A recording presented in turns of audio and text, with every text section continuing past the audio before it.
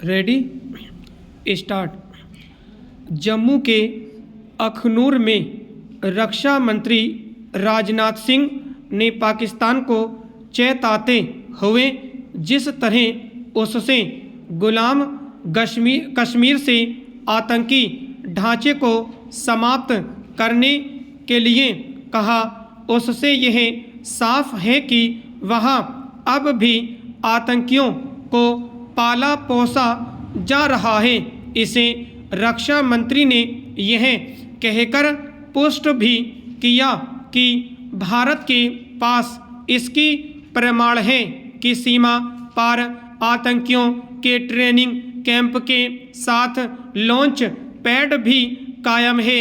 हालांकि पाकिस्तान को इसके पहले भी समय समय पर चेतावनियां दी गई हैं, लेकिन वह अपने कब्जे वाले भारतीय भूभाग से आतंकी ढांचे को समाप्त करने के लिए तैयार नहीं। इस आतंकी ढांचे के कायम रहने का मतलब है सीमा पार से आतंकियों की घुसपैठ और जम्मू कश्मीर में आतंकी हमलों का खतरा बना रहेगा। पाकिस्तान से लगती सीमा पर तमाम चौकसी के बाद भी सीमा पार से जिस तरह जब तब आतंकियों की घुसपैठ होती रहती है, वह गंभीर चिंता की बात है।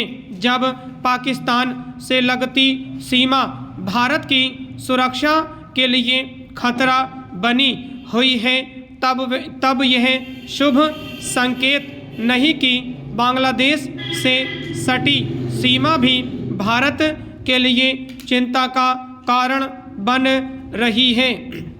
Para change. बांग्लादेश में शेख हसीना के तख्ता पलट के बाद वहां की सत्ता पर काबिज अंतरिम सरकार की ओर से न केवल भारत विरोधी भावनाएं भड़काई जा रही हैं, बल्कि सीमा पर बाड़ लगाने के काम में बाधा भी पहुंचाई जा रही है, और वह भी तब जब इसके लिए एक समझौता हो चुका है। इसी समझौते के चलते ही सीमा पर बाड़ लगाने का करीब 80% काम हो चुका है। अब बांग्लादेश बाड़बंदी पर आपत्ति जता रहा है और इसी सिलसिले में गत दिवस उसने भारतीय उच्चायुक्त को तलब किया।